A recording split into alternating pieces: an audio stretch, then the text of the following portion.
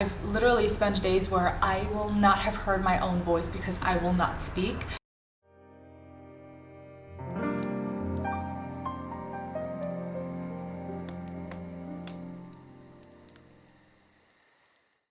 Welcome back, everyone. This video, I will say right away, is not going to be for everybody. So if you're just kind of here for more of like the lifestyle and what I'm up to in London, you might not want to watch this.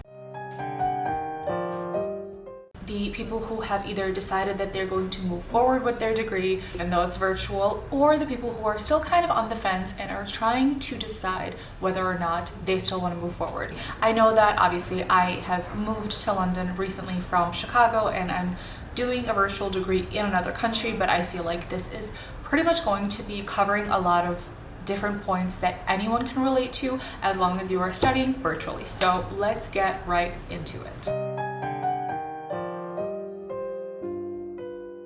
The reason I wanted to give you some of the background about me is so that you can use it as a jumping off point when comparing it to your situation. Now, as I said before, I moved to London from Chicago in September. So end of September, I started living here. I do live by myself and I'm going for my master's degree. 90% of my classes are online and only 10% of my classes are in person.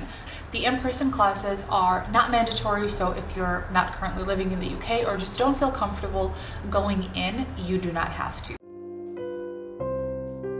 For personal, I have a lot of really sad sounding words written down, and if I look to the side, I apologize. I'm just looking at my notes because there is a lot to cover. Again, I live on my own, so no one else is here in this space, so it can definitely get lonely.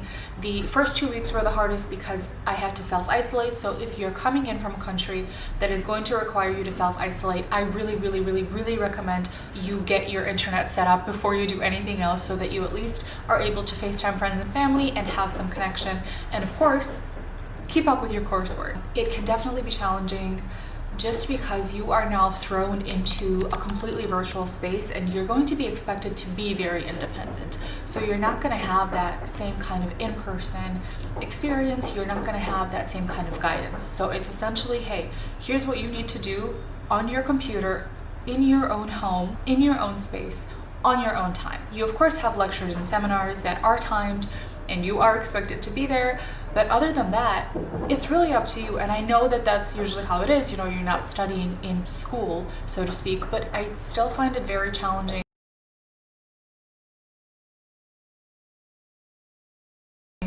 that all of your learning is done in the same space where all of your living is done. So it really can be difficult to kind of create that divide that you feel comfortable with and that just gives you maximum study power, if that makes sense. I'm still struggling with it myself, I'm not gonna lie. I find it really hard to motivate myself when I'm just here all day. Now, London is in its second lockdown right now, so that's making it a little harder. I think it's just easier when you're able to at least go out and meet people. Like when we were not in a lockdown in between, I went to the pub with my friends and we were able to have a little bit of normalcy, which is really beneficial for your mental health, which is, my next point. Your mental health can suffer, so you really have to make sure that you're checking in with yourself, make sure that you are staying in contact with people, that you're checking in on others are checking in on you, and so forth. I highly recommend you find Facebook groups, WhatsApp groups, Viber groups, whatever groups you can, and get on them. I'm not joking, my experience has been so much better because of those groups, because I was able to get to know some of my cohort before we even started classes, and we honestly keep each other sane, from talking about different things that we need to do for class, to complaining when we need to complain, venting when we need to vent, and planning little like trips and things like that. So I highly recommend doing that. It is nice to have your phone notifications go off sometimes. I've literally spent days where I will not have heard my own voice because I will not speak. And that in itself, like, let's think about that. Like, most people don't. You know what I mean? Like, you talk to your spouse, your children, your family, your dog, somebody. Like, I have literally had, especially in the first 2 weeks of isolation, days where I did not say anything. And that's honestly one of the reasons why I'm doing this, so that I can at least talk, so that I at least have someone to speak to.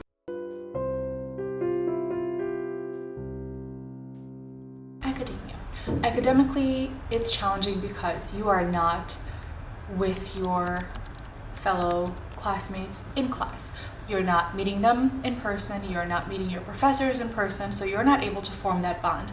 I am a huge believer in in-person connections, and I remember being like, oh my God, I'm gonna start school, you know, from another country virtually. How are the professors gonna get to know me? How are the other students gonna get to know me? How am I gonna get to know them? Is it gonna feel real? Is it gonna be weird? Is it going to be worth it?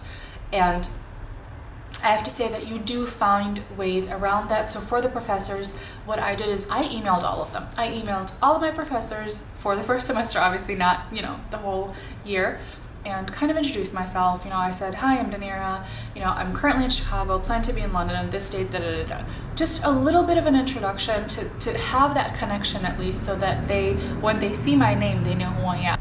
So I definitely suggest introducing yourself that way. And again, as far as like connecting with your cohort goes, I urge you to join groups. If you have social anxiety, this is your time. You don't have to meet anyone in person. So you can go ahead and WhatsApp away. And if you want to join the happy hours, you can do it. And if you are a little bit awkward about speaking in front of people via camera, you just don't turn your camera on. That's it. It's fantastic. I think it's a great way to meet people. Matriculation. I think that the only school that I am aware of who actually did matriculate is Cambridge. Oxford didn't do it, and I don't think any of the other universities did. We didn't have matriculation, so you kind of don't get the same sense of a new start, if that makes sense. You don't have that ceremonial entrance into this new chapter. So that was a bit weird. I did still take matriculation photos, I'm not gonna lie. I got myself a gown and I was like, we're doing this. If I can find them, I'll insert them here. It was fun. And it made it feel a little bit more real, although it was done in Chicago, so. After class pubs, I mean, if there's one thing the UK is known for, it's the pub culture. I mean, after work, after class, before, like, just constantly, people are in the pubs. And I studied abroad here in 2012, and it was one of my favorite things because you could just always text someone and be like, let's go to the pub, and they'd be like, yes, let's do it. So definitely miss that. And the reason this is in the academic slot here is because after class, you would then just head to the pub, and that helped you as far as your network goes, because networking is so important. You're in school, network, whether that is, you know, just online, whether that is through email, through WhatsApp, through literally network, because when you are out of school, those connections are absolute gold, and it's just so nice to have that support as well.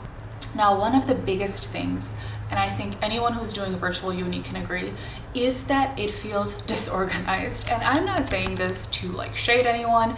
I'm saying this because you can just feel like you have no idea what the hell is going on. Again, when you're talking to your professors in person, or when you're in a seminar or a lecture, you can just walk up to them and ask questions. Now, of course, they all have office hours, obviously, but it's a little bit harder to feel as if you are 100% on the right path, if that makes sense. And again, you cannot, you know how it is. Anytime if you FaceTime someone, you can still see them. You know, you can see their mannerisms, you can see their body language, you can still connect. But it's not the same thing as having that person in front of you. It's different. One of the things that honestly, again, has helped me is those group chats, because if I don't understand something, I'll pop a question in, and I don't, like 40 of us, I don't even know how many, somebody will have the same question, or somebody will have already asked the question. So it's really great to just kind of keep track of everything and keep track of each other. This is the first time the professors are having to deliver these courses online, so they have challenges on their own that they're facing. We are trying to figure out how to go about it. I had taken online classes before, but not a whole degree, so it's a lot to take in. There are technical difficulties, you know, the servers will crash, maybe your video won't work, but a lot of the difficulties come from the system the school has, and the servers do have some issues sometimes, so that does get annoying. Your screen time skyrockets. You're constantly staring at a screen, whether it's for your lectures or your seminars or your studies or your research. You are always looking at a screen. I actually went so far as to buy myself little eye drops, and they're not drops, you spray them into your eye, which I think is phenomenal because I cannot get an eye drop into my eye to save my life. I literally cannot. So you'll be looking at screens a lot. That's something to keep in mind. Definitely get yourself some glasses. I have these that my aunt gifted me, so I still have them, I still use them.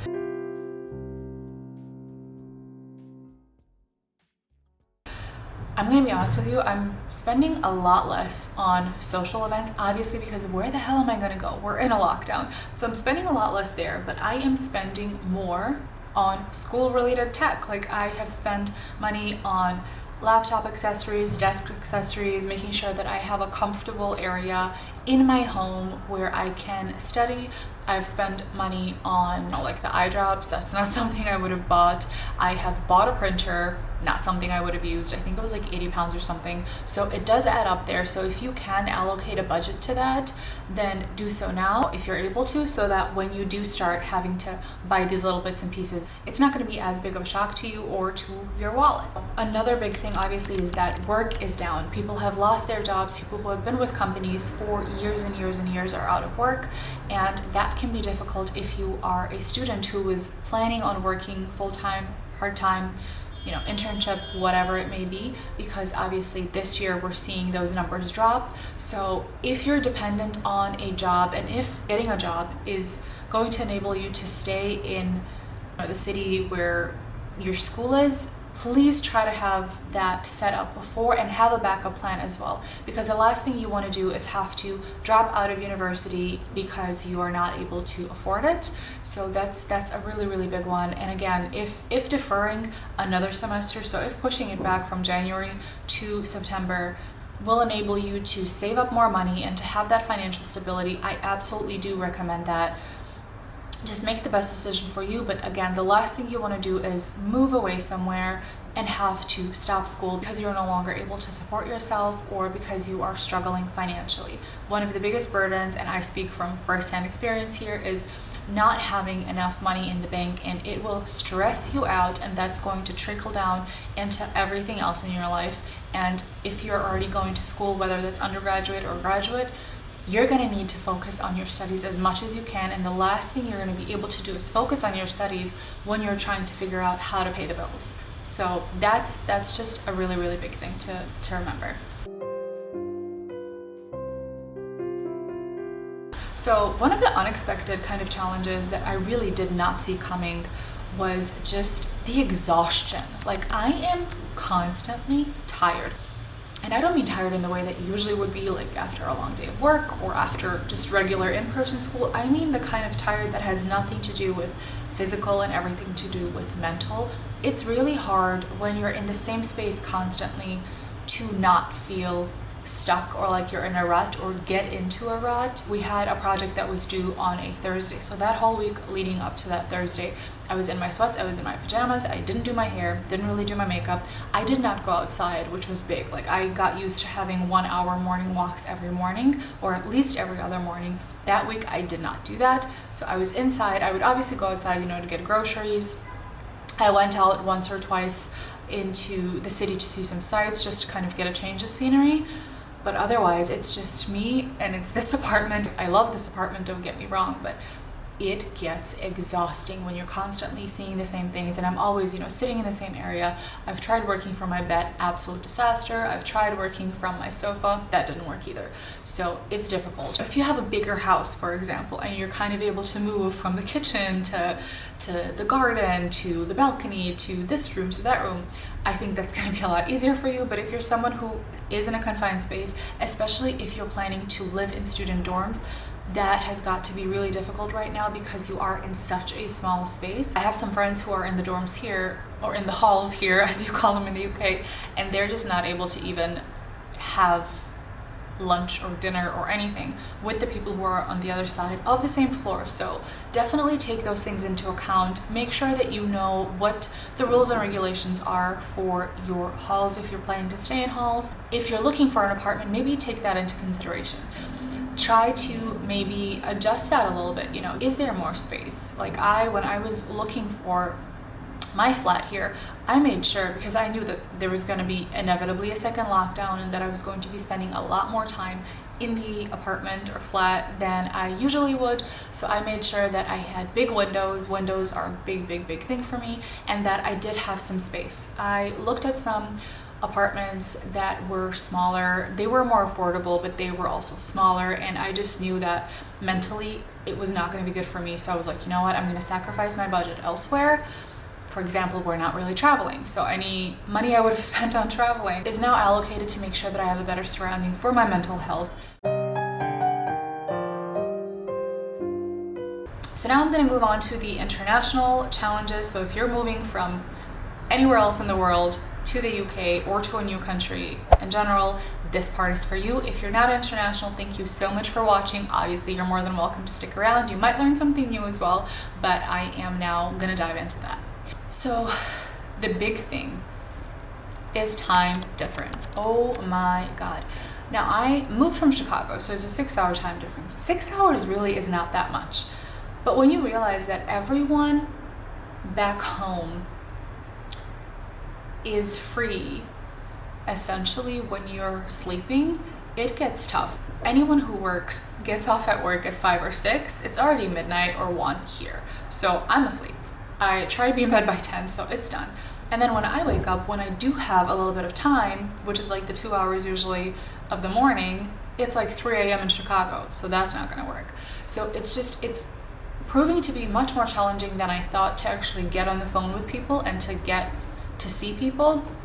It's a struggle. Like, you actually have to pre-plan it and then hope to God that you don't have to cancel that week because there's a lot more work that you need to do than you thought, etc., etc. So time difference can honestly be such a pain. Travel bans. The UK currently is in the second lockdown, which means that we are not really able to travel unless it's for work or for school. So one of the big things when you're moving to a new country, especially when you're moving from America to Europe, is that you want to travel. Now, I'm from Europe originally, so I've been to a few cities in Europe. I have nowhere near made a dent into everything I want to see, and I did know, again, you're choosing to study abroad. So sorry, I somehow stopped recording somewhere, and well, as I was saying, is when you're choosing to study abroad during a global pandemic, you know that you're going to be limited in the things that you can do. So I definitely knew that I was not going to be able to just hop on a plane and, you know, go to Sweden, go to Denmark, go to Italy, and so on. But again, these are things that you just are aware of. Now, of course, I hope that at some point we are able to travel again, but it is what it is. And the lockdowns. The lockdowns are such a challenge internationally because you're in a new city. You probably don't really know anyone there. You are trying to find your way as is. Like, where do you get groceries? What is their Target? What is their Walmart? What is their, you know, anything? Like, where would you get furniture? Where do you get this? Where do you get that? So trying to find your way in a new city is already challenging. Trying to find your way in a new city during a lockdown is not easy. So again, these are just some of the things that you really need to keep in mind. So if you are able to, do some research, like try to find shops for everything. So find grocery stores that fit your budget and your needs. Find furniture stores that fit your budget and your needs. Try to figure out where you stand. So Google your address, or at least Google the neighborhood if you haven't found an apartment yet, and see what's around it. Are there parks? Because you're able to, even during lockdown, go outside and go for walks. That was a really, really big thing for me. Like, there is a park. I live right by Regent's Park, so I'm able to just get up, get out, and go walk. And it really does help. So if you're like a big walker or a big runner, definitely make sure that you have those things around you, right? The last thing you want to do is have to get on a tube and travel for 20 minutes to go for a 15-minute walk. Do you know what I mean? So make sure that you're really paying attention to all of this and that you're aware of where you live. For example, what I did is I had my address. I literally went onto Google, typed in my address, dropped the pin, and you know how you can do like the street view? That's what I did. I dropped myself into my neighborhood right in front of my building and walked around virtually. Now, obviously that's a little extreme and not everyone does this, but I am one of those people who really wants to do as much research as they can before they do something or go somewhere. So this was huge for me. So when I got here, I already pretty much knew my way around. Last time I was here, I lived in the same neighborhood, so that also helped, but I'm not joking. I have found so many different places this time around than I did the first time, just because I did all of that research. And Google Maps is great because you're able to see where the nearest grocery stores are, where the restaurants are, where the pubs are, where anything is, and you can map out walkability and all of that. So I definitely recommend checking into your neighborhood before you actually move. It's great. So really one of the biggest things here is just be ready to be alone.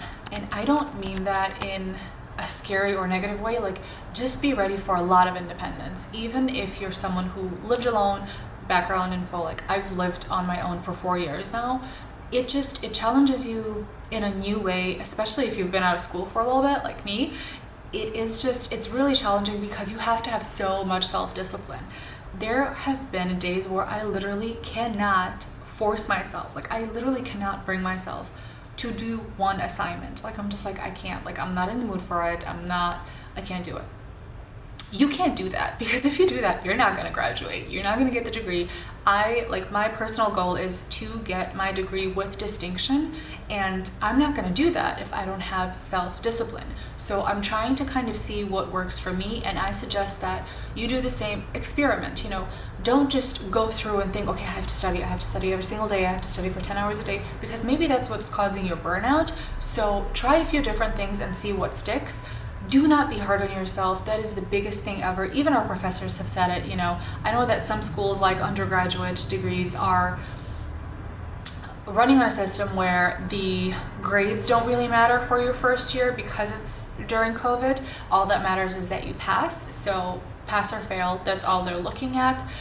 For graduate degrees, it's not the same because you're only here for a year. So your grades definitely matter and the percentages definitely matter. And I just realized that I have all of my projects up here, so yay for the aesthetics, but all of that really does matter. So don't be hard on yourself. The professors are aware that this is new for you, this is new for them, so don't be hard on them either. A lot of them are completely new to technology. They've never had to Zoom, let alone, you know, give classes virtually, so they're trying to figure it out, you're trying to figure it out.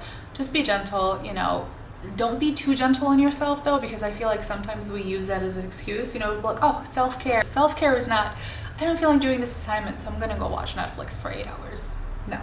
Hold yourself accountable, and if you cannot hold yourself accountable, get you some friends. I'm serious, like get some people.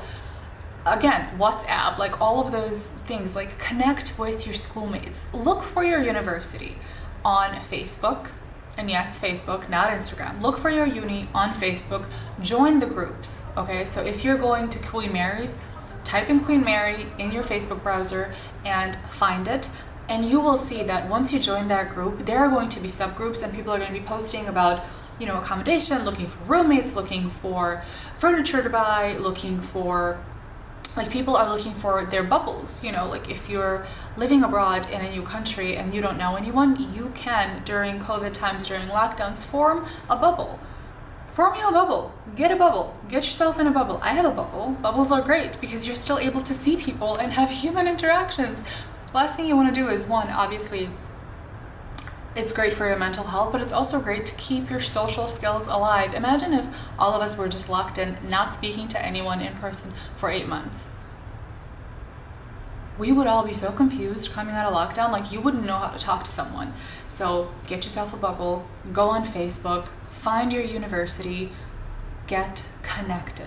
So that is it for this video. I hope that it helped anyone who is moving into virtual university kind of figure out what they're going to be doing, what to expect, you know, what some of the challenges that are coming their way are. And if you're someone who was trying to figure out whether or not to defer, I hope that this was helpful to you as well. I was planning to film a video on things that you'll need for virtual university, so just like, you know, a list of like gadgets or software or just organizational tools to help you. So that is all for now. It is 11 a.m. I feel so accomplished because I finally filmed something, and I did my hair and I did my makeup, but that's it for now. Until next time, thank you so much for watching, and I will see you soon. Please don't follow. I like these. So that's obvious, and that's honestly one of the reasons. Oh my god, this blinded by the light. Can you even? Who films like this?